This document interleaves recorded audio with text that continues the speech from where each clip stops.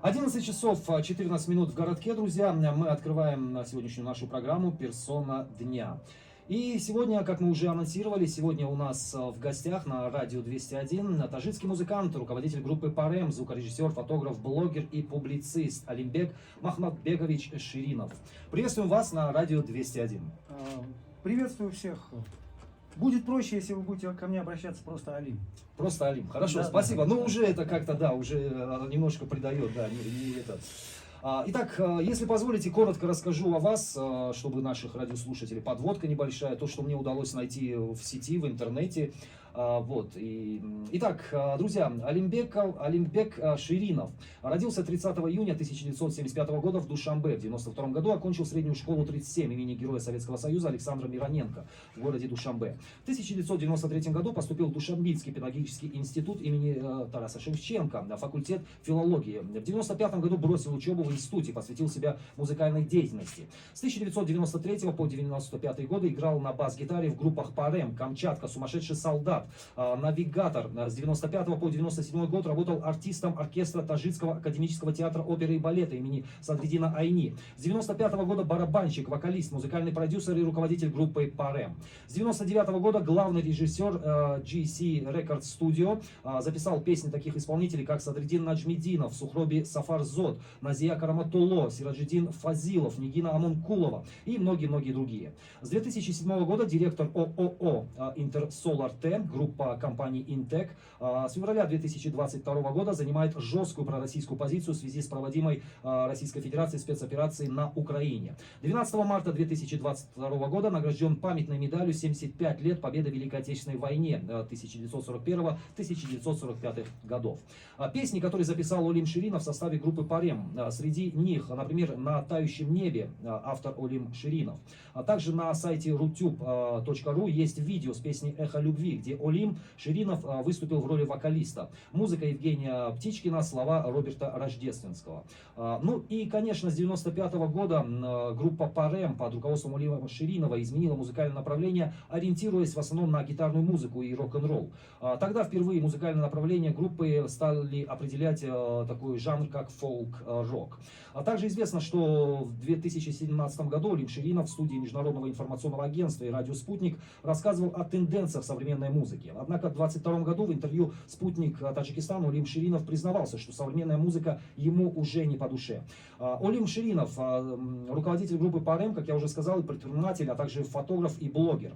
Вот его слова. «Я в детстве мечтал стать учителем, причем учителем начальных классов. Но когда стал увлекаться музыкой, моей мечтой стала сцена. Мечта — это то, что ведет нас по жизни. Если верить в нее, а главное прилагать усилия по ее осуществлению и делать это изо дня в день, то она обречена на осуществление». Так и получилось, поделился в одном из интервью Олим Ширинов.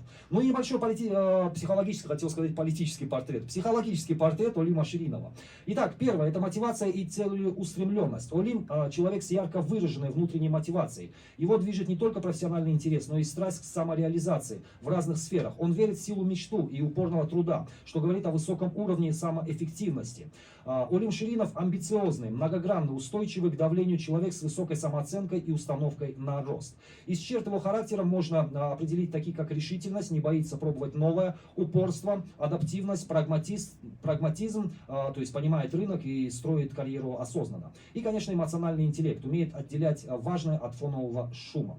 Ну и возможные слабые стороны — это перфекционизм, может быть жестким к себе и к другим в профессиональных вопросах, склонность к соперничеству и также идеализация авторитетов, что может ограничивать критическое мышление в некоторых вопросах. Ну и в заключение, Олим Ширинов — это успешный self-made, человек, сочетающий творчество, технический ум и предпринимательскую жилку. Его ключевые драйвера — это вера в мечту, трудолюбие и вызов самому себе. Он не боится сложностей и умеет превращать критику в мотивацию, что делает его сильной и вдохновляющей личностью. Олим, есть что вам добавить? Я сейчас слушал, прям восхищаюсь этим человеком, думаю, кто он, прям, понимаете, вот непривычно было, конечно, все это послушать, да, то есть про положительные стороны, про отрицательные стороны. Мне нечего добавить, вы и так слишком много сказали, я могу встать уже уйти. Тут все про меня уже высказано. Ну, я готовился к этому интервью, поэтому очень Я основательно, заметил. да, основательно приготовился и, ну, профессионально это. Итак, Олим, если позволите, если вам нечего добавить к своему психологическому портрету, тогда мы уже перейдем к вопросам. К вопросам, да, сразу, я уже вчера анонсировал, что у нас будет острое интервью, мы будем очень остро, прямые вопросы. Я знаю, что вы человек прямой, и я надеюсь, что вы также нашу прямоту тоже будете принимать. Примем. Да, ну давайте, начнем мы, наверное, о музыке и творчестве. Скажите, Олим, вы бросили педагогический институт ради музыки, и сейчас, оглядываясь назад, считаете ли вы это решение ошибкой?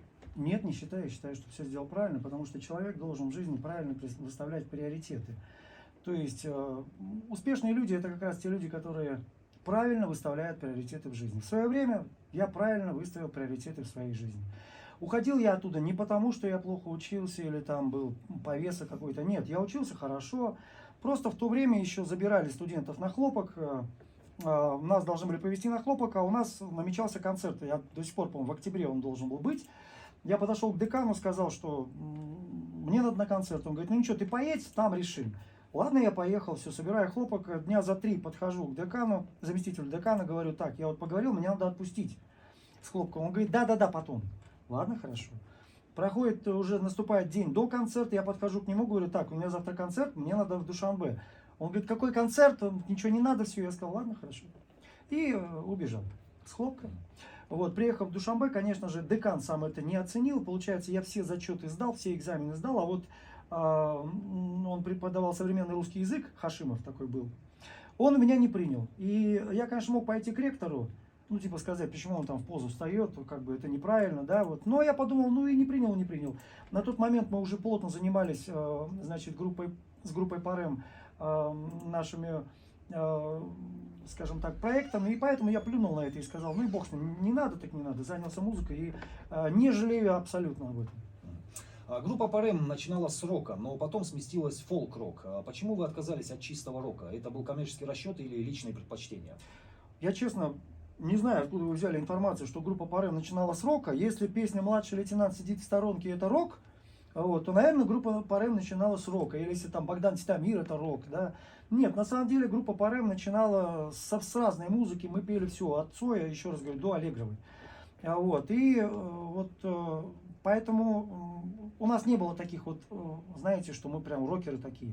Вот группа, скажем, «Сумасшедший солдат» — это ракешник, где я играл. Группа «Навигатор» — это рок, да, такой психоделический. А Парем нет. И поэтому мы от рока не уходили. Мы, наоборот, к року пришли. Мы пришли к фолк-року. Мы пришли к тому, что связали вот этот рок-н-ролльный бит с фолк-музыкой нашей таджикской, да, то есть национальными мотивами, с использованием в рок-записях гитарной музыки национальных инструментов, струнных, перкуссионных. Поэтому мы скорее пришли к року, чем ушли от него.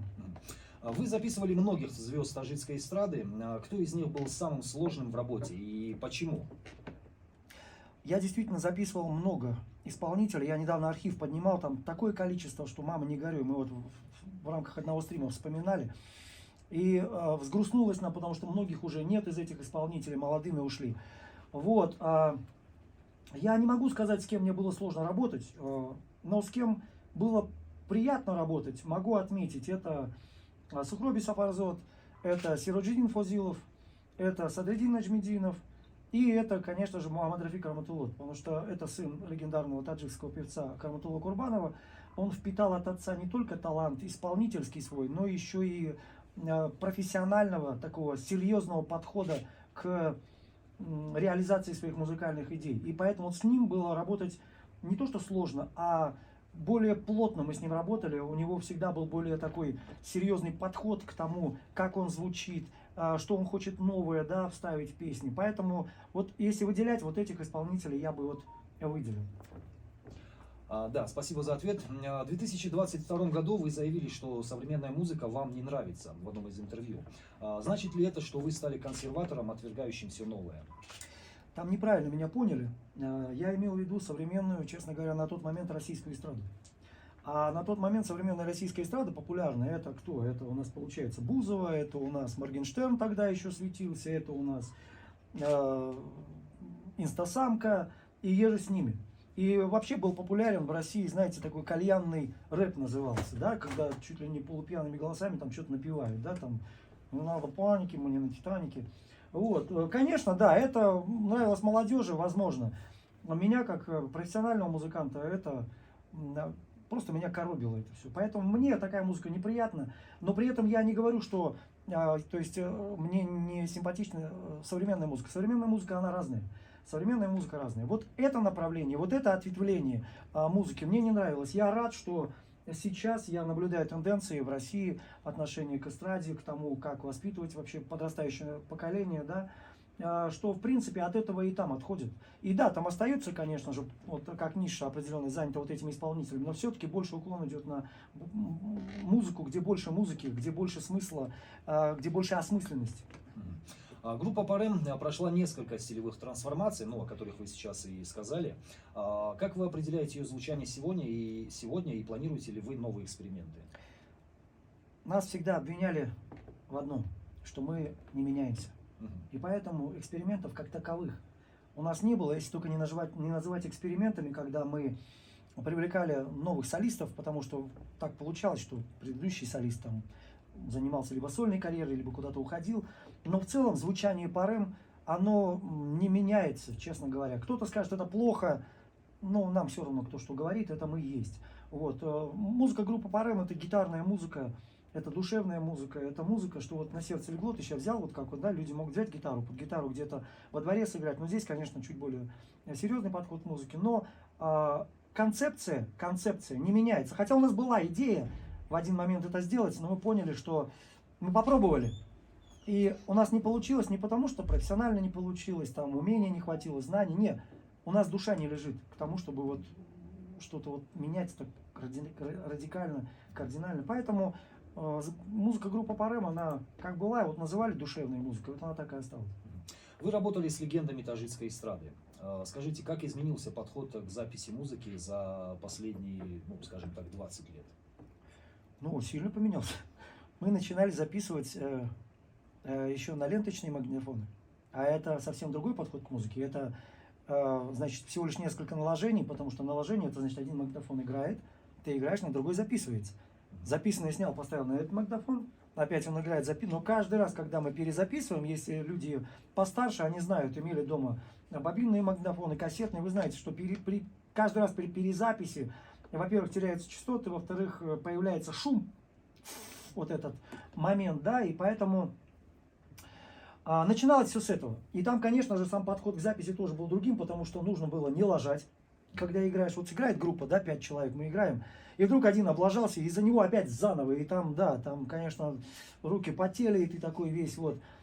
Вот. Потом появились первые эти компьютерные станции, да, вот, Audition знаменитый, да, Cool Edit сначала, потом Audition 1.5, 2, 3, 4, дальше уже появились железки, которые мы стали привозить, то есть не просто там звуковая карта M-Audio или там начинали с SB Live вообще. Вот, стали привозить уже железные оборудование, то есть компрессоры, channel стрипы, процессоры там временной задержки. Вот. Потом появились уже программы, которые позволяют, знаете, эдакий Photoshop только в музыке, которые позволяют рисовать звук. То есть, ну, когда человек, ну, можно сказать, вообще не поет, а на выходе, после того, как звукорежиссер посидел там часов 5, да, получается, блин, звезда прям.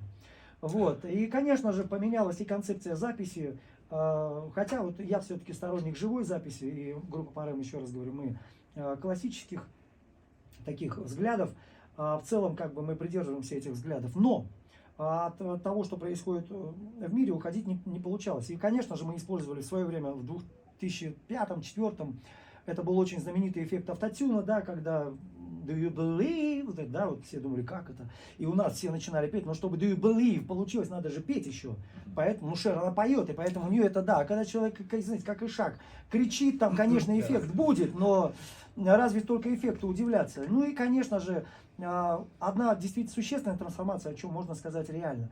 Все-таки 2000-е, начало 2000-х до 10-х годов, это был просто зашквал певцов, их было столько, что, мама, не горюй, я записывал с 9 утра до часу, час перерыв, с 2 до 5, 2 часа перерыв, с 7-8 до 12 ночи. У меня было по 3 сессии каждый день. То есть там столько певцов, что я даже не вспомню, как их зовут вообще. Я же говорю, там архив такой.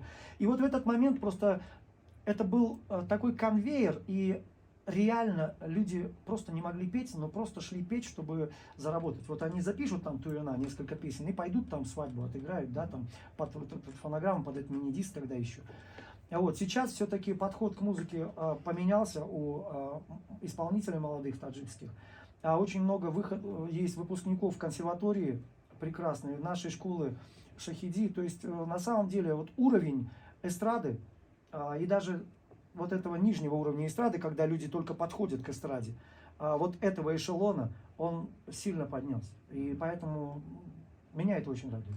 Ну, если уж мы стали говорить о сегодняшнем дне, как вы оцениваете сейчас современное состояние таджикской музыкальной индустрии и какие ключевые проблемы и перспективы вы видите?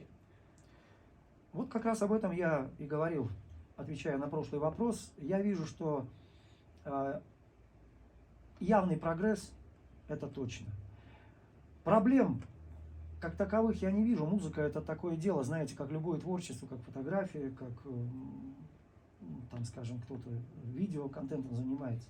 Это творческий процесс, и поэтому ставить жесткие рамки и говорить, что вот это неправильно, это правильно, и вы не по тому пути идете, я бы не стал. Мне интересен и важен такой момент, что я вижу, что те люди, кто занимается сейчас музыкой, молодые исполнители, они реально занимаются этим с душой, и они вкладываются в это дело. И у них есть реальные цели стать лучше. И знаете, когда я вижу наших таджикских молодых исполнителей, которые побеждают на, скажем, международных конкурсах, ну, скажем, вот как Фарух, да, вы знаете, вот, это вдохновляет. И я помню, когда он, кстати, там побеждал, я был в стриме, и мне говорят, а как там у вас, вот ваш таджикский мальчик, как он поет, мы вот из Эстонии, ну как, или там мы там из России, или мы там из Германии, как он?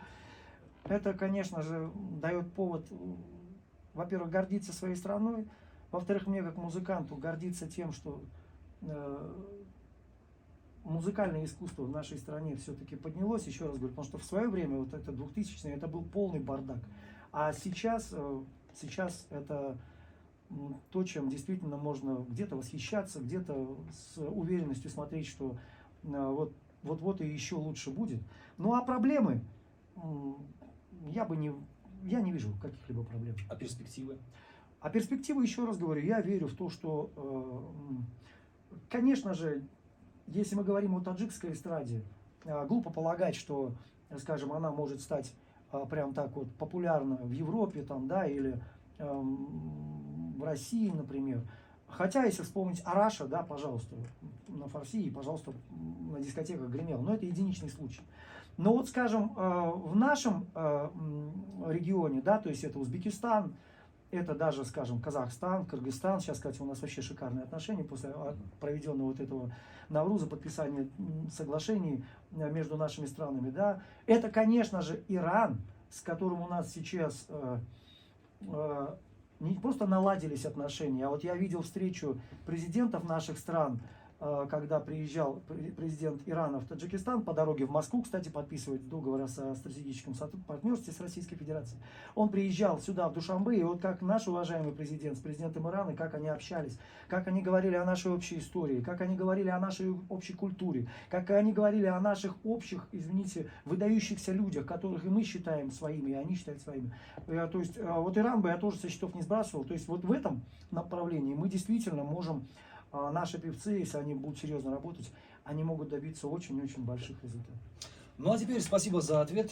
Друзья, напоминаю вам, что сегодня у нас в эфире на радио 201 таджикский музыкант, руководитель группы Парем, звукорежиссер, фотограф, блогер и публицист Алимбек Ширинов.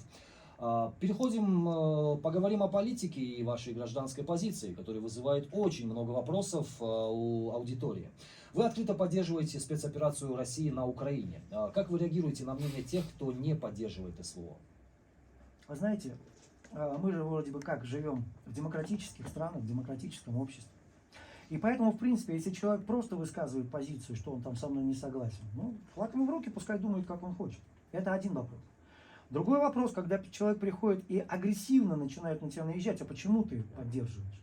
Или же видно, что человек не обладает каким-то багажом знаний, нахватался вершков, и вот, знаете, грубо говоря, обманутые люди, и они, значит, начинают какие-то претензии тебе предъявлять, агрессивной форме. Вот это, конечно, не очень приятно, но, опять же, мне как-то фиолетово до этого, потому что после 24 февраля 2022 года я считаю, что любой человек, который может называть себя русофилом, а это не обязательно, еще раз говорю, гражданин Российской Федерации, это не обязательно русский человек или...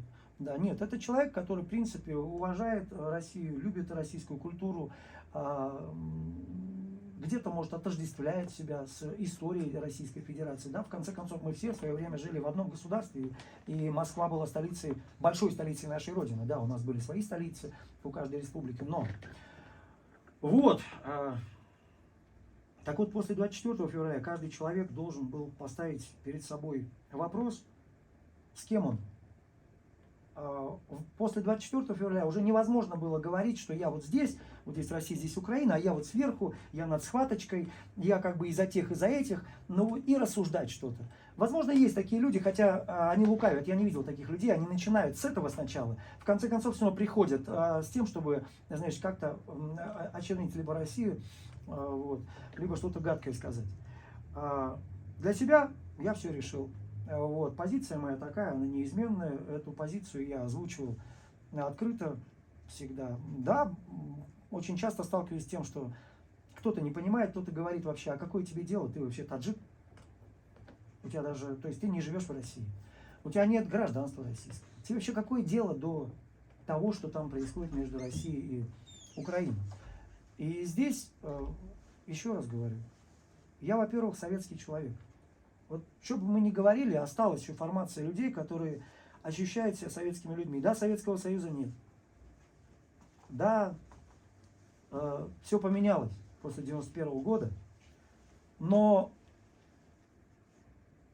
в каждом из нас осталось вот это вот советское, понимаете? Ну, во многих людях. В тех, кто остался, на мой взгляд, человеком. И именно поэтому я смотрю на эту ситуацию, и она не может меня не беспокоить. Почему кто-то скажет тогда в этом ситуации, почему же вы не за Украину, ведь Украина ведь тоже наша братская Советская Республика. И вроде бы правильно говорят, вроде бы красиво правильно говорят, но, извините меня, ведь не Россия, а Украина отказалась от нашего советского прошлого. Ведь не Россия, а Украина приравняла коммунизм к фашизму. У них там какое-то раздвоение, понимаете, в голове происходит. Они, с одной стороны, празднуют, скажем, освобождение там, Харькова, Днепропетровска от немецко-фашистских захватчиков, и при этом осуждают там коммунистическую партию, да? А кто освобождал? Рабоче-крестьянская Красная Армия Советского Союза. Кто стоял у руля Советского Союза? Коммунисты. То есть, получается, они, с одной стороны, еще раз говорю, вроде бы как ругают, здесь не ругают. У нас в России, может быть, я, может, не знаю, сносят памятники, значит, воинам Великой Отечественной войны или монументы, обелиски, мемориалы какие-то. Нет, кажется, да? То есть у нас это все происходит на Украине. Хорошо. У нас в России, может быть, реабилитировали Краснова или... Хорошо, что я забываю его фамилию каждый раз. Власова. Нет. В России пытались его реабилитировать в 90-х годах, я помню там, но никто не реабилитировал. В России он как был подонком, предателем, изменником Родины, повешенным, так и остался. А на Украине мы видим Шухевича, мы видим Мельник, мы видим Бандеру. Памятники им ставят, улицы их именами называют. И вот как только мы вот это все проговариваем, становится понятно, почему советский человек никогда не встанет на сторону современной Украины. При этом, еще раз говорю, не надо думать и, знаете, говорить, что вы ненавидите украинцев, вы ненавидите Украину. Это абсолютно неправильные слова. Советский человек считает Украину братской страной, братской республикой, украинский народ тоже. Но знаете, как я иногда привожу примеры, вот бывает у тебя обратно, вот напьется, либо еще что, не знаю, вот пелена на глаза, его чудит, просто буянит, балагурит, да, и надо ему хорошенько по щекам надавать, потому что он в себя пришел. Вот именно это сейчас, на мой взгляд, именно этим и занимается Российская Федерация. Вы получили медаль «75 лет Победы» в 2022 году. Некоторые говорят, что такие награды сейчас вручают за лояльность, а не за заслуги. Как вы к этому относитесь? А мне все равно, что они говорят. Пускай говорят, что хотят. Я, например, когда получил эту медаль из рук бывшего посла Российской Федерации у нас в республике Алякина Фролова, я испытывал чувство гордости и чувство, знаете, мне было приятно, что, что вот отметили. И более того, было приятно, что это было сделано в преддверии, кстати, празднования Великой Победы тогда. Ну и медаль это, знаете, это же не медаль там за то, что ты там так хорошо там что-то делаешь. Нет. Это памятная медаль победы советского народа в Великой Отечественной войне. Поэтому пускай что хотят, говорят, мне абсолютно все равно, я на такие слова даже не реагирую. Олим, от себя вопрос. Вы очень часто говорите, мне все равно, что говорят. Значит ли это, что вы равнодушно относитесь вообще ко всем мнениям, которые противоположны вашему мнению? Нет. Мне все равно, что говорят люди, которые ничего из себя не представляют. Если я человека уважаю, если я вижу, что человек достоин уважения, даже если я еще, допустим, за заслугами своими, знаниями, не знаю, может у него какие-то, не знаю. То есть вот к таким людям я, конечно, прислушиваюсь. А вот, извините, обращать внимание, ваш пример, да, вот кто-то говорит, что дают там за лояльность или еще что-то. Почему я должен обращать внимание на этих людей? Абсолютно. И знаете, здесь есть один очень важный момент. Если ты будешь слишком сильно сомневаться в себе, тебе будет очень трудно идти вперед. И поэтому я не скрою, я очень часто максималист, очень часто я действительно считаю, что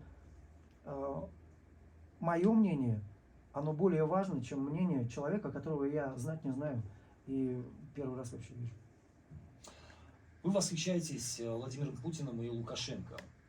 Почему? Я восхищаюсь тремя президентами. Это президентом своей страны, уважаемый Мария Шайбовичем Ахмановым. Это Владимиром Владимировичем Путиным и Александром Григорьевичем Лукашенко. Почему? Потому что для меня вот эти три лидера, это три настоящих государственника, это три настоящих человека и патриота своей родины, которые любят свой народ и свою землю. Наш уважаемый президент с нами с момента, когда у нас была гражданская война. Он привел нас к миру, он привел нас к процветанию. Он сделал так, что мы сейчас, после пережитого вот этих ужасов, этих невзгод, да, когда нам не хватало ни есть, ни пить, ни света, ни тепла, мы сегодня живем в такой красивой стране. Владимир Владимирович Путин. Это человек, который заставил многих советских людей на всем пространстве Земли снова гордиться Россией. Вот мы, советские люди, всегда гордились нашей большой родиной, Советским Союзом. Я помню, что было в России в 90-е. Я помню, как я с ужасом смотрел на эти кадры, когда по новостям показывали человека, которого боевики приговорили к смерти, он говорит: за меня заплатите, пожалуйста, за них заплатите, за меня не сможете. Ему рубили голову прямо в эфире. Как отстреливали пальцы, я все это помню. Я помню, что происходило в России. Я помню, когда мы смотрели на Россию, и я смотрел и думал, да доколе это будет продолжаться. Подонки, которые выступали по телевизору, лгали.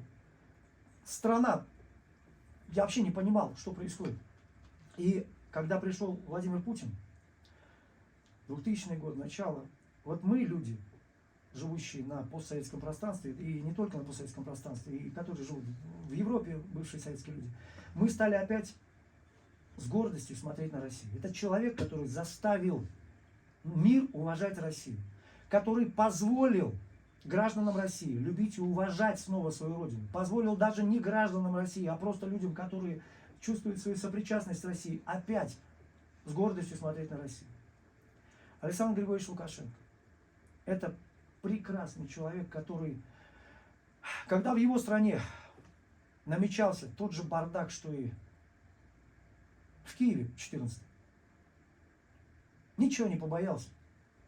Надел на себя бронежилет, взял своего сына, не отправил его куда-то, взял его. АК в руках, сел в вертолет и сказал: я не отдам свою землю.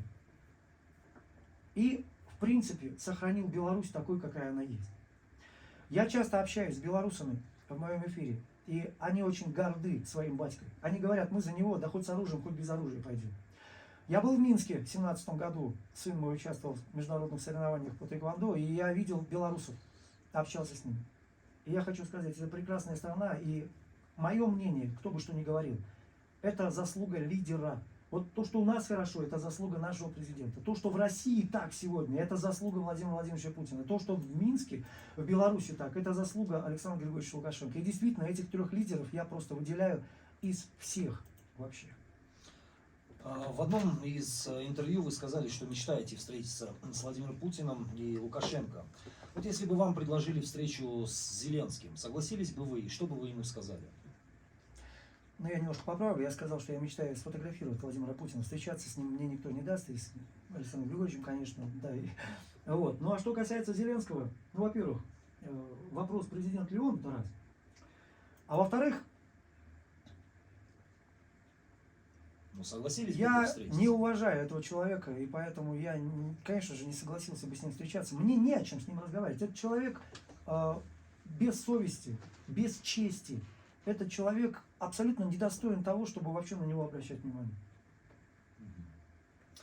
Спасибо, спасибо за ответ. Ну, давайте перейдем к фотографиям и критике по поводу ваших фотографий. Критикуйте.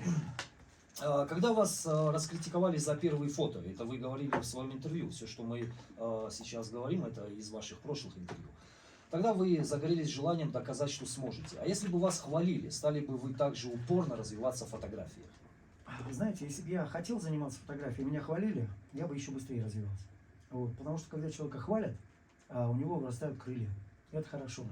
У меня есть сестра старшая, Лида, кстати, она поет прекрасно, часто в стримах ставлю ее песни. Вот она всегда меня хвалила за что угодно. Вот пришел я вовремя домой, она говорит, молодец, ты прям как это, там подмел, она говорит, молодец. Вот. И я всегда, мне было приятно, я хотел еще больше подмигать, еще точнее по часам приходить домой. Что касается критики, на тот момент я и не собирался заниматься серьезной фотографией. Я просто сфотографировал свою семью. Выложил это дело на общедоступный ресурс FotoTJ, где все выкладывали. Это не ресурс для профессионалов.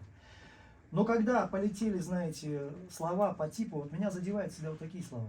Типа, куда ты лезешь? Вот ты поешь и пой. Вот ты играешь и играй. Да, вот, типа, куда ты? Вот честно, меня это так задело. Я сказал, ладно, хорошо. И уже через год, на самом деле, мои фотографии покупали на стоковых в 2012 году, да, уже покупали, потому что это было в 2011. Вот, и на выставках участвовали, поэтому, а если бы хвалили, если бы у меня было бы стремление такое, вот я бы действительно занимался, прям вот хотел фотографии, я думаю, еще лучше было бы. Да? Да. Конечно. Вы снимаете госмероприятия, очень часто бываете на Бывает. общественных мероприятиях. Скажите честно, бывало ли вам, приходилось ли вам ретушировать реальность по заказу? Вот я по своему профессионализму могу сказать, было у меня интервью, когда я с не совсем трезвым человеком записывал не совсем трезвого человека. Но мне нужно было это в эфир выпустить. И я сделал так, что он казался уже более или менее трезвым. Вот приходилось ли вам, когда фотографируете, то есть ретушировать, чтобы как-то изменить реальность? На этот вопрос я отвечать как бы не буду, но скажу вам такую вещь. Я отношу себя к фотохудожникам. Есть фотографы, есть фоторепортеры, есть фотохудожники. Чем отличается фотохудожник от обычного фотографа? Я не просто пытаюсь запечатлеть момент. Я хочу запечатлеть его так, как я его вижу. А вот это немножко другое. То есть не так, как есть, как некоторые говорят, а так, как я его вижу. И поэтому определенная доля ретуши, она всегда присутствует. Ну, какого рода ретушь? Опять же, да, то есть зональная экспозиция ретушь, кто-то скажет ретушь, кто-то скажет не ретушь, да. Выпрямление геометрии, где нужно, где не нужно ретушь, кто-то скажет нет. Но вот я, вы правильно сказали, в первой части перфекционист, поэтому я стараюсь, чтобы, ну, вот если я снял, чтобы, ну, чтобы картинка была в идеале такой, какой я ее видел или какой я ее вижу. Конечно же, когда мы работаем на официальных мероприятиях, ретушировать лица, как мы ретушируем лица моделей в модельной съемке, портретной съемке, в там, какой-нибудь романтической вы фотосет проводите, конечно же, нельзя, это просто не нужно. Вот. Но более глубокая обработка цветокоррекции, еще раз говорю, зональной экспозиции, она проводится мной, да. Ну а для вас что важнее в фотографии? Это техническое совершенство или эмоциональная составляющая? Это эмоциональная составляющая. Как вы выбираете объекты для портретной съемки, и есть ли у вас особый подход к работе с людьми? Да. Если мне нравится человек, я хочу его сфотографировать. Я обычно человеку пишу и говорю. Люди сначала удивляются, потом думают, сначала отказываются, потому что думают, что следующим будет моментом, значит, вам вот такую-то сумму надо заплатить. За это как бы человек сидел дома, да, спокойно, тут вдруг приходит, говорит, вы такой красивый, я хочу сфотографировать, но заплатите за эту тайную сумму. Я, конечно, объясняю, если я обычно сам... А бывало такое? Нет, они изначально, если вы обращаетесь, первые мысли у людей такие будут. Они говорят, типа, а сколько это будет стоить? Я говорю, да нисколько не будет стоить, я же вам сказал. Вот, если я вижу красивого человека, неважно, красиво внешне, красиво духовно, может, он мне чем-то зацепил, то я, конечно же, обращаюсь, и мы снимаем. Работа перед фотосетом всегда проводится очень долгая. Это не так, что мы договорились и там, через 3 дня пошли снимать. Нет. Обычно я обращаюсь, мы обговариваем, я спрашиваю, как человек видит себя, что я вижу. Дальше мы обсуждаем гардероб, дальше мы обсуждаем локации, дальше мы обсуждаем, там, я прошу, скажем, будущую модель прислать мне несколько своих самых удачных фотографий, где они считают себя прям, ну вот, классно себя, и вот, прислать фотографии, которые вообще им нравятся, я не знаю, вот, не знаю, в кино, может, и сцена, может, просто, да. То есть все это суммарно обговаривается, обдумывается, обсуждается, и только потом назначается день, мы выезжаем там на определенную локацию и снимаем. Друзья, напомню, что у нас сегодня в гостях Олим Ширинов, таджикский музыкант, руководитель группы Парем, звукорежиссер, фотограф, блогер и публицист. Переходим к следующему разделу. Поговорим о бизнесе и карьере. Вы совмещаете музыку, фотографию, блогинг, бизнес, публицистику. Не боитесь, что из-за такой разбросанности, в кавычках, не станете мастером ни в чем? Знаете, как говорят, а что такое мастер, во-первых? Знаете, как говорят, если художник нарисует картину и будет полностью ею удовлетворен, значит, в этом художнике умер художник. Это к вопросу о том мастерству. Дальше, лучший враг хорошего. Да? Вот. Понятно, что опасен не тот человек, который изучает много там ударов, а который изучает один, но каждый день. Знаменитая избитая фраза. Вот. Я не из этих людей, я всегда интересовался в жизни. Я влюбчивый человек в дела, и если мне что-то нравится, мне хочется это сделать. Да? То есть мне хочется поучаствовать в этом, хочется стать частью этого. И поэтому, ну давайте посмотрим, ну в музыке, куда мне еще прыгать? Группа Парем свою, в принципе, уже сделала еще в 96-м, 7-м, 8-м, 9-м годах. Там мы уже добились всего, чего только можно. Куда выше прыгать? По поводу перспектив таджикских исполнителей, я вам уже сказал. Фотография. Я прекрасно понимаю, что есть очень много суперпрофессионалов, которые реально положили жизнь на это, да, и тягаться с ними я не собираюсь. Но я не для этого пришел в фотографию, чтобы с кем-то тягаться, чтобы кому-то... Я пришел туда, чтобы себе доказать, в первую очередь. Вот. И у меня есть, кстати, один нюанс. Мне больше нравится снимать, чем даже потом обрабатывать и вообще делать эти фотографии. Мне вот сам процесс съемки нравится. Вот пока я с моделью, пока я, значит, снимаю, пока мы там... Вот. В этом отношении, опять же, то, чего добился, слава богу. Бизнес. Слава богу, моя компания с 2007 года работает на рынке сервис-контент-провайдинга. За это время те компании, которые с нами начинали, ни одной компании уже нет. То есть появлялись новые другие. Моя же компания, она на рынке, вот она, заняла нишу, и она занимается. То есть какой еще успех должен быть? Возьмем блогерство, публицистику. Как я вообще пришел к блогингу? Сначала я писал в в Фейсбуке, писал все свои мысли по поводу тех или иных событий. Но, как я и сказал, после 24 февраля я стал замечать, что если ты пишешь что-то в Фейсбуке, то тебе прилетают страйки, жалобы. Предупреждение, что если еще раз мы вам это. И был момент, когда меня на день закрыли из-за какого-то поста, где я, в принципе, ничего такого-то и не написал. Но особенно на начальном этапе, 2-й год, 3-й год, вообще нельзя было ничего хорошего про Россию писать и хоть как-то ругать англосаксов. Слово-то такое нельзя было там произносить. Какие янки? Вот. И поэтому мне предложили, а почему не обратить внимание на Телеграм? Я сказал, хорошо, перешел в Телеграм, думаю, о, классно, канал.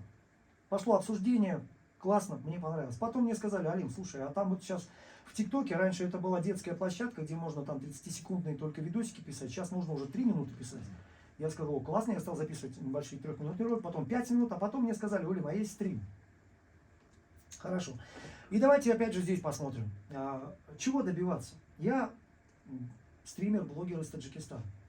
Я вам хочу сказать, каждый день на моем стриме, каждую ночь, хотя и день, вот сейчас день, друзья сидят, смотрят меня, да, вот даже сейчас в эфире у нас, допустим, 380 человек, это резервный канал, 400 человек, да, сидят. При том, что ночью они уже со мной провели стрим, где у нас было человек около 1000. Это резервный канал, каждую ночь около 1000 человек на резервном, на основном канале 1500-2000 человек приходят, чтобы послушать, что я скажу, чтобы спросить, что я думаю по тому или иному вопросу. А что больше? Куда мне выше? Я не знаю здесь, в Таджикистане, стримера либо блогера, который вел бы многочасовые стримы и имел такую большую аудиторию. Я не знаю таких. Поэтому, в принципе, да, я согласны, закончу. Поэтому я хочу сказать, что я не боюсь этого, я нормально. Все, что делаю, дай Бог, будет лучше. Олим, а кто вы в первую очередь? Вот я радиоведущий, я родился радиоведущим и умру радиоведущим. А кто вы в первую очередь? Вот я музыкант, на самом деле. То есть в душе я музыкант. Я не могу без музыки. У меня дома стоят очень огромное количество музыкальных инструментов. У меня дома стоит моя ударная установка. Мы репетируем каждый день. Я каждый раз, когда мне скучно, захожу, играю.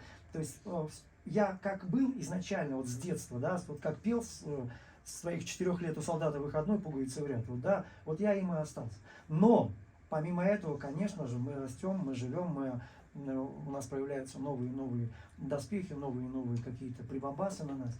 Вот. Да. Ваша студия была одной из первых после гражданской войны, как вы и рассказывали. Считаете ли вы, что без войны ваш успех был бы менее значительным? Ну, понятно, что очень много профессионалов уехало, очень много людей разбежалось после гражданской войны. Вы абсолютно правы. Мало оставалось. Вы абсолютно правы. Потому что если бы не страшная гражданская война, все было бы по-другому. Возможно, 10 бы блогеров было бы или 100 блогеров было. Я не про блогинг сейчас, я про музыку. На тот момент у нас было несколько студий в Душанбе. Пайкар студия Зураба Кокоева, это шоу-биржа и другие. Это были профессиональные, мощные студии с хорошими, крутыми специалистами. А это, конечно же, и студия Дома Радио. Вполне возможно, если бы не было гражданской войны, все было бы иначе, да, как помните песню «Мой милый», если бы не было войны, там, конечно, о другом поется, но многое было бы иначе в нашей жизни, если бы не было войны. Но она была, и все сложилось так, как сложилось. Спасибо за откровенный ответ. Как, на ваш взгляд, изменилась роль блогеров и публицистов в Таджикистане за последние десятилетия? Вообще роль блогеров и публицистов за последние 10 лет сильно возросла. Это не только Таджикистан, это в принципе везде. Что касается у нас в Таджикистане, ну у нас тоже, у нас появляется очень много интересных молодых людей, которые ведут стримы, даже пытаются где-то блоги у них есть, интервью берут и прочее. Знаете, роль лидера мнений, она очень важна. Мы немножко ушли от того, что вот есть четкая государственная политика, да, вот она высказалась, и мы все такие, да, правильно, вот мы идем к победе коммунизма, как когда-то шли. Я ни в коем случае не говорю, что это плохо, я просто говорю, что все поменялось. И за последние вот эти десятилетия нам ведь долго внушали, что не общество важно, ты важен. Нам говорили, ты главный в этой жизни. И не важно, что все говорят, главное, что ты думаешь. И вот это все сформировало, конечно же, вот в людях, что они стали интересоваться, вот, что говорит тот или иной человек. Да, если раньше это просто был какой-то знаменитый артист или актер, но их было не так много. А сейчас, ну, куда ни плюнь, да, все лидеры мнений, все там специалисты, все генералы, все крутые футбольные тренеры и так далее. Вот, роль очень большая, но здесь я бы сказал дальше больше не о роли, хотел сказать бы об ответственности. Вот если человек занимается этим делом, он должен понимать, какую ответственность он на себе несет. И я всегда говорю, тем более это касается стримеров. Человек, выходя на улицу, он представляет свою семью. То есть, как ты ведешь себя на улице, будут судить по твоей семье. Если ты выходишь на международную арену, по тебе будут судить о твоей стране, о твоем народе. И вот здесь, конечно же, это возлагает на тех, кто берут на себя такую ответственность, они должны понимать, что они должны соответствовать тому, как они представляют свою страну. Вот об этом они должны помнить. Чтобы ни в коем случае, знаете, своим поведением, своими словами они не принижали авторитет своей страны. Это очень важно. Слова вроде возвышенные такие, но это действительно очень и очень важно. А что важнее, частное или общественное? Общественное. Можно ли считать вас коммунистом или социалистом? Я социалист, я не коммунист. Мгм. Скажите, какие темы вам наиболее интересно освещать в своих материалах и почему? Ну, помимо того, что вы освещаете, очень много внимания уделяете именно в конфликту России и Украины и западным миром, что еще вам интересно освещать и почему вы освещаете это?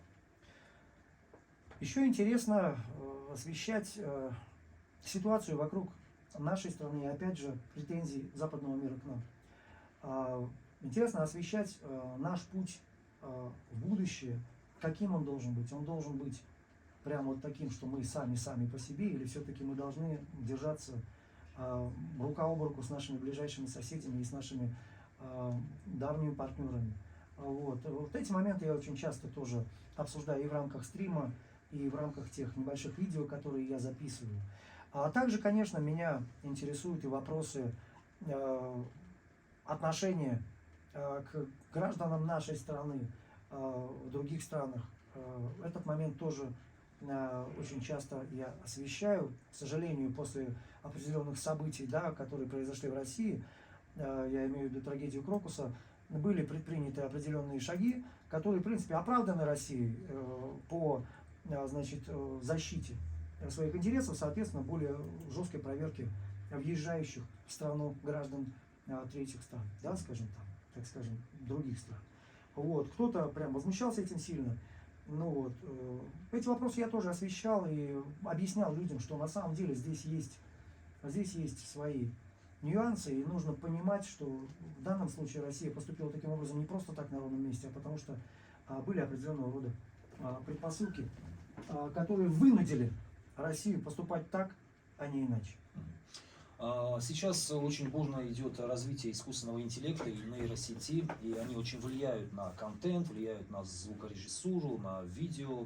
Вот не считаете ли вы, что это приведет к обесцениванию профессии, скажем так, и звукорежиссера, и фотографа, и блогера даже, наверное, где-то в каком-то моменте? Нет, не считаю. Потому что если вы, профессиональный фотограф всегда увидит, где фотография сделана с использованием искусственного интеллекта и даже с использованием и встроенного фотошопа.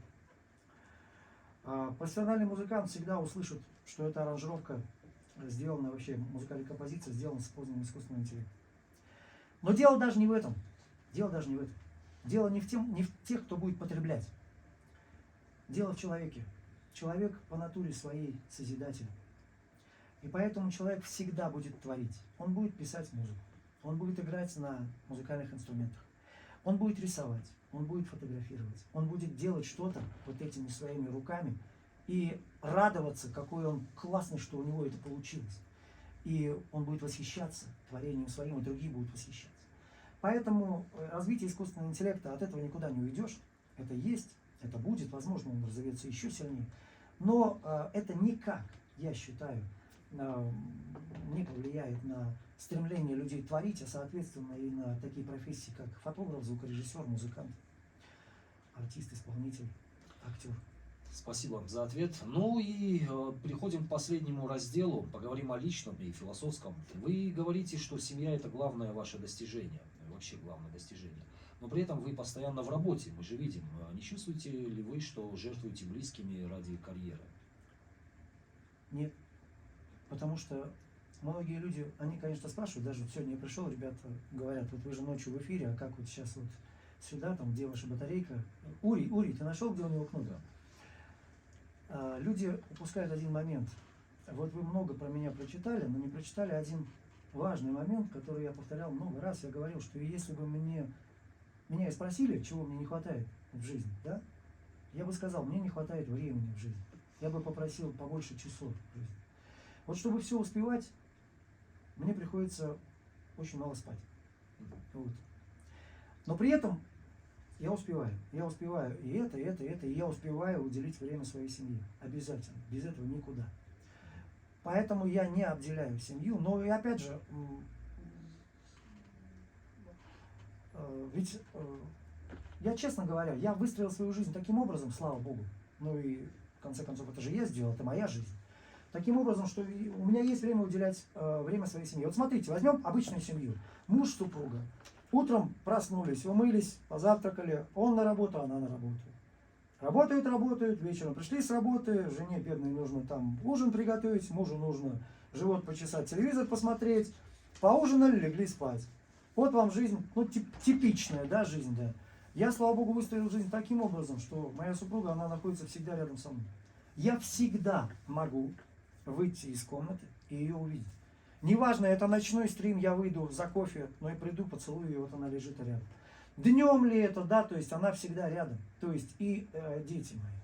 Поэтому тут вопрос того, как человек выстраивает свою жизнь, как он выстроит ее. Вот я ее выстроил таким образом, что мне, слава богу, хватает. Мне единственное, чего не хватает, времени поспать.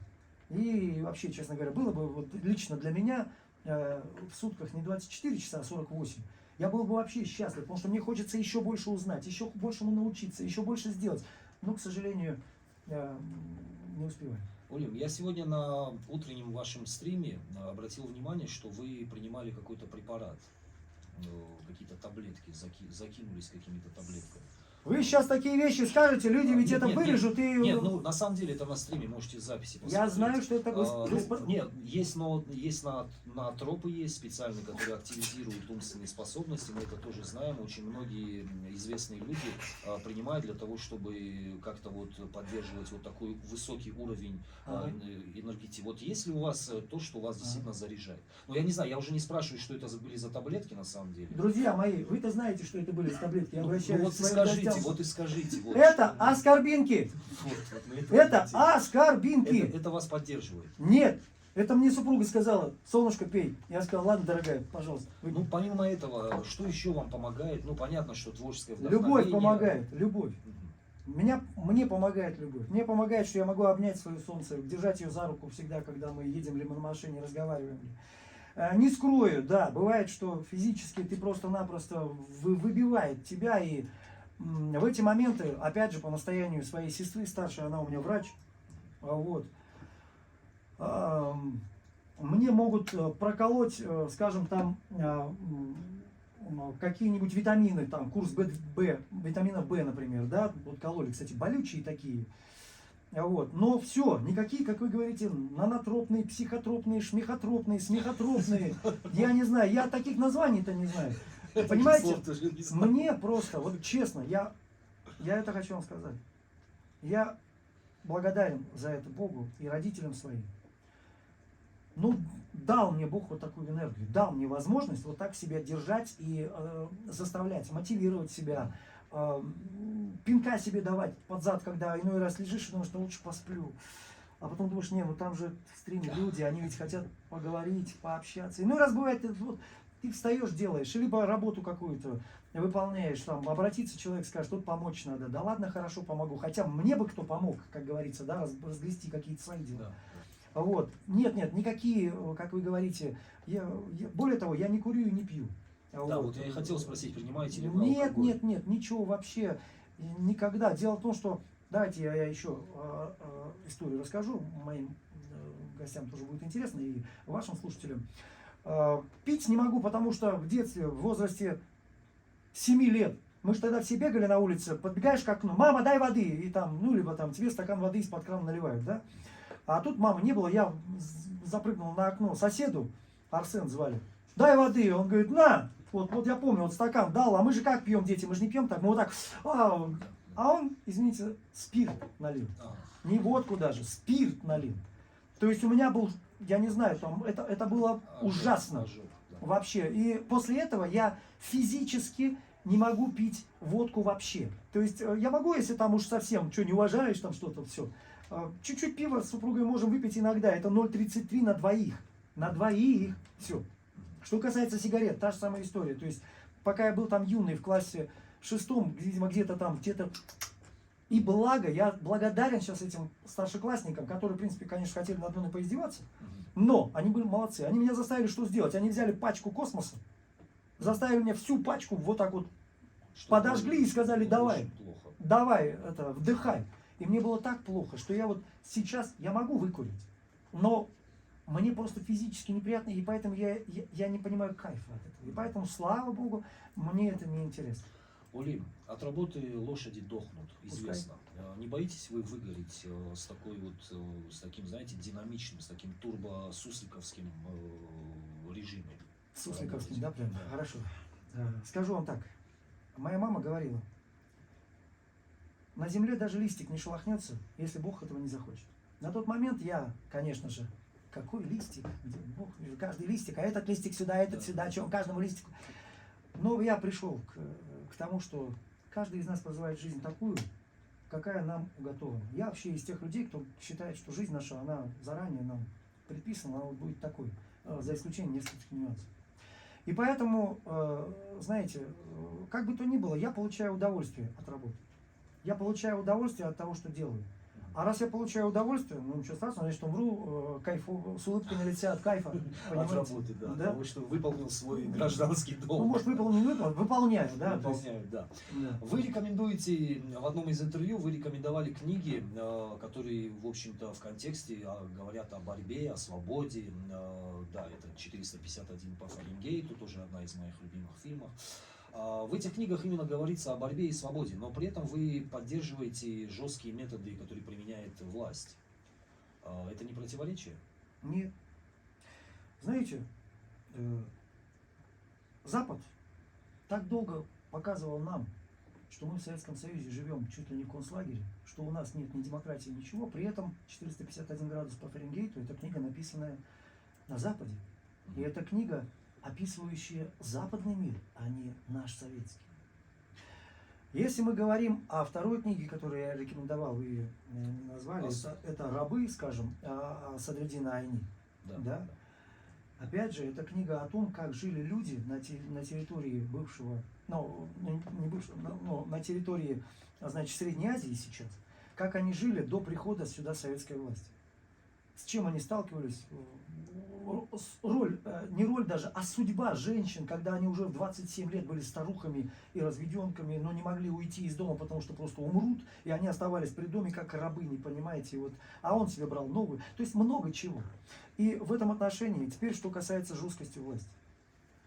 Я на самом деле очень жесткий человек и в группе, если как руководитель, и в стриме своем, те, кто мои стримы знаете, да, вы знаете, да, как жестко я бываю с вами. Да, то есть я жесткий человек. И в компании жесткий, в семье жесткий. Но при этом я очень люблю свою жену, люблю свою семью. Я считаю, что цензура определенного рода нужна. Воспитательные процессы для людей очень и очень важны. Потому что человек, как человек, это гениальное создание Бога. А толпа — это стадо баранов, я извиняюсь за выражение. Вот, и поэтому, конечно же, обществом нужно управлять. И если попытаться дать волю этому обществу, то все это превратится в анархию и превратится, я не знаю, во что. На самом деле, мы примерно во что это превратится наблюдали на примере того же Запада и тех же Штатов. Когда они сейчас сами ужаснулись, что у них происходило. И они сами сейчас пересматривают вообще свои взгляды на многие-многие вопросы. Поэтому никаких противоречий нет абсолютно. И все эти книги, которые я читаю, они не о том, что, как вы говорите, там о свободах каких-то нет. Эти книги немножко о другом. Нужно просто более глубоко их почитать и попытаться понять, что пытались донести авторы. Олим, как вы относитесь к Льву Николаевичу Толстому? К его позиции и к его творчеству? Никак. Объясню как. Объясню почему. Я понимаю, что это великий русский писатель. Я знаю его историю, его жизни, да, каким он был и в семье, и, да, и как он, в принципе, закончил свою жизнь, да, каким образом. При этом я прямо хочу сказать, я не прочитал ни одной книги Толстого. Я попытался начать читать Анну Каренину. Не получилось. Не получилось. Не получилось. Мои дочери, из моих дочерей, одна только осилила 1,5 тома, вторая том. Вот. При этом это ни в коем случае не говорит о том, что там, я еще раз говорю, это гениальный. Просто я не дорос, вот так скажем. Но он был анархист. Но вы в то же время сказали, что все приведет к анархии, то есть вы осуждаете анархию. Я осуждаю анархию. Анархия — это бардак. Анархия — это бардак. И поэтому, вот видите, если бы я вам сказал, что я восхищаюсь, прямо я прочитал все, и вы сказали, а он был анархист, вот здесь бы вы меня подловили. Я еще раз говорю, я не знаю. То есть Толстой был приверженцем бардака? Я еще раз говорю, вы меня не услышали, я не читал его книгу, поэтому ничего вам сказать не могу. Да, спасибо за откровенный ответ. Ну и у нас два вопроса остается. Если бы вам завтра запретили заниматься, ну вот вдруг запретили бы, да, кто-нибудь из ваших кумиров сказал бы: вот, Олим, все, хватит заниматься музыкой, фотографией и писать, и вообще блог вести, и вот это вот самое дело, вот это вот публицистика, и вообще закрой свой канал. Ну просто запретили, вот закон бы такой вывели. Так кумир или запретили? Ну, запретили на законодательном уровне, вот, запретили. Вот чем бы вы, что бы вы тогда делали? Это вопрос очень сложный. Да. Это вопрос очень сложный, но я хочу сказать, я бы нашел чем заниматься. Я человек такой, что, знаете, вода всегда найдет куда течь. Это первое. Вот. Второе, для меня все-таки самое важное в жизни, вы это уже сказали, это семья. Вот. Поэтому если даже не будет ничего, у меня всегда будет еще целый океан передо мной, где можно будет реализовывать. Вот. Поэтому, но я не представляю ситуации, когда такое произойдет. Если такое произойдет, это я не знаю, что должно произойти в стране. И вопрос, будет ли это уже та страна, в которой я бы хотел жить. Вот только единственное могу сказать. Считаете ли вы себя зависимым от публичности? В какое-то время я считал себя зависимым от публичности, но потом понял, что любой инфоповод живет максимум, активно он живет 3-4 дня, недельку, 10 дней, 12, а потом все про это забывают. И когда вот это осознание этого пришло, я понял, что в принципе, да пускай говорят, что хотят, рекламы плохой не бывает. Про меня уж что только не говорили, уже с искусственным интеллектом про меня видео снимали, где чуть ли не глава ГУР Украины Буданов мне благодарность выражает, значит, за то, что я такой хороший, помогаю там кому-то. Пускай что хотят, то и делают. Это меня волнует очень мало. Понятно. Если бы у вас была возможность дать себе совет 20-летнему, что бы вы сказали? Вот если бы вдруг 20-летнего Улима бы встретили, что бы вы ему сказали? Честно говорю, я даже не представляю такую ситуацию, но если бы встретил, я бы сказал: Алим, побольше с мамой разговаривай. Вот что сказал бы, все. И у нас есть смс-сообщение, я бы хотел зачитать его, касаемо вас. Добрый день, Коба. Огромное спасибо вам за то, что вы пригласили принять участие в радиоэфире Олим Джона. Мне хочется поблагодарить его за его правильную гражданскую и личную жизненную позицию. Вот именно благодаря таким людям на земле будет мир и всеобщее благополучие. Успехов вам, Олим Джон, в вашем творчестве и жизни. Пусть Аллах хранит и оберегает вас. Спасибо. От абонента 4107. Ну и в заключение, Олим, ваши пожелания. Нас очень много слушают военнослужащие 201-й российской военной базы. Очень много слушают соотечественников, местное население, советских людей, потому что радио у нас ориентировано на плюс 35 и выше. Ваши пожелания, ваши напутствия и, конечно, молодым бесспорно, тем, которые только начинают свой путь. Я все, что хочу сказать, чтобы люди, значит, открыто смотрели на мир, чтобы не позволяли себя обманывать, а для этого нужно больше интересоваться тем, что происходит. Вот. Очень важно, больше внимания уделяйте своим родным и близким, тем, кто рядом с вами, те, кто останутся с вами в любой ситуации. Поэтому это на самом деле самое важное. Мы часто себя обвешиваем какими-то вещами в жизни, думаем, что вот оно, то, к чему мы стремимся, что важно, но на самом деле важно то, что совсем рядом с нами.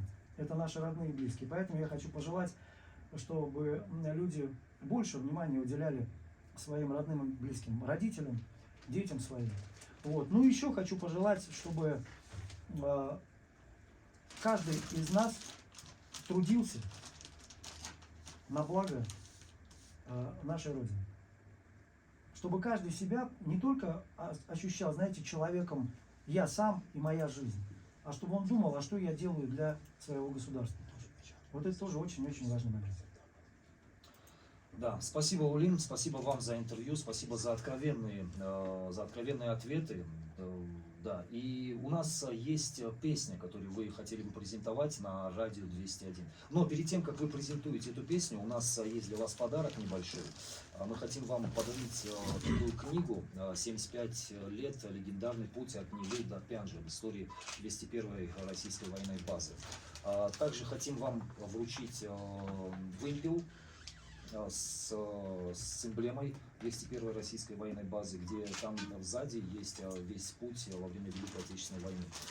И такой небольшой блокнотик, также с вымпелом 201-й российской военной базы. Ну и ваши пожелания. Органайзер, друзья, Да.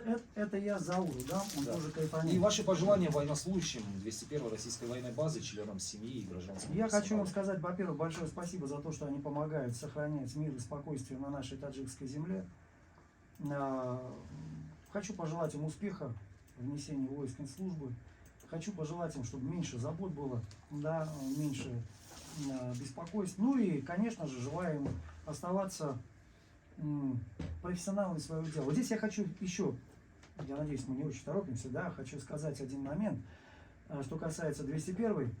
Тогда это была 201-я дивизия мотострелковая, да, которая дислоцировалась у нас в Таджикистане, на Бутовском. Вот, это же потом она была преобразована в военную базу. Я вот помню, что в годы гражданской войны, когда я пацаном еще, да, мне там сколько, 18-19 лет, там возвращаюсь, комендантский час, и вот идешь там, от кустика к кустику перебегаешь, ну потому что страшно. Это все-таки было страшное время. И вдруг видишь, что вдалеке едет БТР. Сначала страшно, а потом видишь, что там мачта, а там российский флаг, значит, развивается. Уже не так страшно. Не просто не так уже, а ты уже знаешь, что в ту сторону ты можешь спокойно идти. Ты выходишь, спокойно идешь. Ребята с брони говорят: пацан, ты куда? Я говорю: я домой. Ты где живешь? Я говорю: он там. Ну куда быстрее? Я говорю: да, так все, спасибо большое, ладно, пошел. То есть ты уже спокойствие чувствуешь. Поэтому я хочу сказать, у меня вот, например, большая благодарность есть 201-й мотострелковой дивизии, сейчас 201-й военной базе, за то, что, еще раз говорю, помогаете сохранять мир и покой на нашей таджикской земле. Друзья, это была программа «Персона дня» на радио 201. Сегодня у нас в гостях был Олим Ширинов, таджикский музыкант, руководитель группы Парем, звукорежиссер, фотограф, блогер и публицист. Сегодня мы поговорили о музыке, творчестве, звукозаписи, технологиях, фотографиях, политике и гражданской позиции, и о личном, и о философском. Жесткие вопросы, откровенные ответы и никаких уклонов. Коба Мелсович специально для радио 201.